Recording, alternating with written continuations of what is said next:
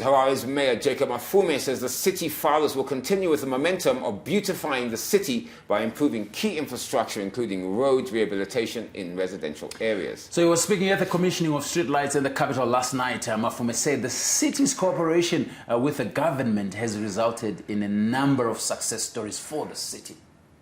We are happy about this light. We are happy with the cooperation we are having with the Ministry of Local Government and the government in general.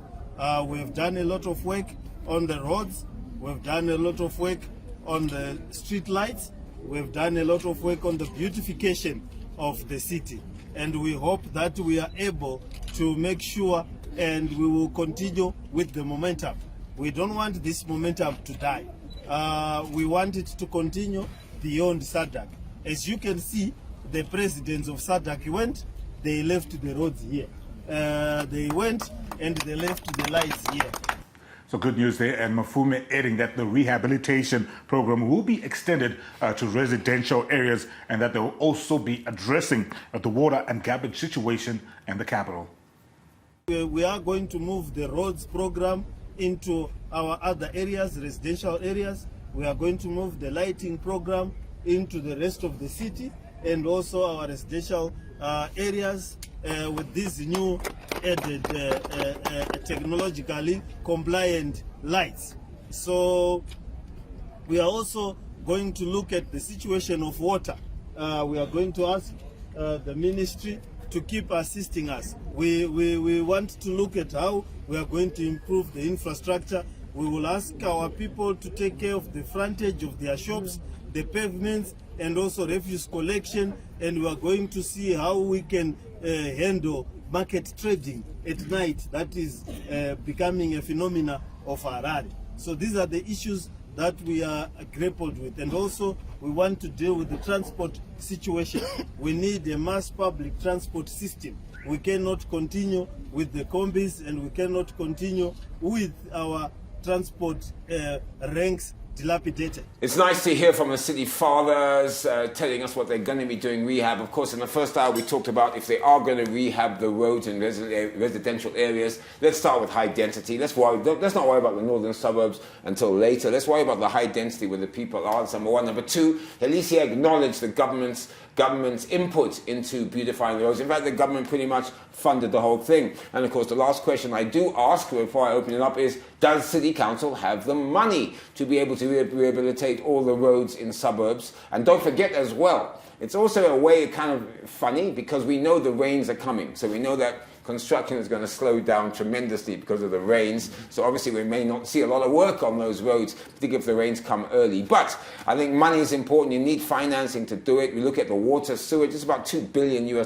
for water alone. Another 1.4 for sewage. That gives you about $3.5 billion required to fix the city properly. Forgetting about the water sources. But nice words there from the mayor, and let's hope now we will hold them to account as we always do here on ZTM Prime. Chief? That's already 40% of the GDP.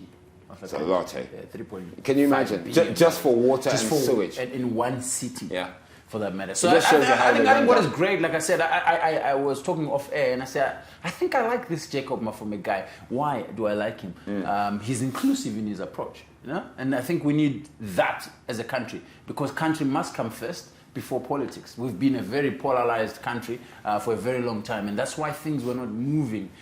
And now I think this is great news. And it's a new thing, Chich. It's a new leaf over for city council to be working with government rather than against each other. And I think that should be the model for everyone, local authorities and city council around the country. Yeah. Let's work for the people who live in their communities, and as Chief has said, not polarize it and make it all about other issues, which is not the real issue. Yeah, cooperation, I think, is key. It's something that has been missing. Piggyback off what Chief Kori was highlighting, and I think, like I said in the first hour, I also love not just the cooperation, but the continuity that we're seeing. Obviously, I think there was a bit of concern that, in the build-up to that SADC 44th Heads of State meeting, that maybe we were just putting lipstick on a pig in terms of just making sure that we were ready for the summit. But to see that continuity happening after the SADC is done and dusted, I think it gives us encouragement, and hopefully, there's consistency in terms of what we're trying to do to make sure, because it feels like we had regressed so much in terms of what was happening with our road networks, with our sanitation situation, and even our refuse collection. So we need to get back to normal first before we can even start thinking about maybe recycling, renewable energies, and all those different things, or even just rehabilitating or improving our road network. We just need to get back to normal, and then we can build from there. And a big shout out, of course, to the government for putting in the road works, and of course City Council for coming to the party. Just like to see that extended throughout other cities and towns within Zimbabwe.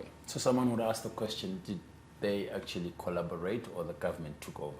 That's a big question for another day. It's a question which you can also answer via social media platforms, Facebook page at Papers TV Network, and all other social media handles at ZTN Prime. Konapo, ipapo pa ZTN Prime, DSTV channel 294, the place to be.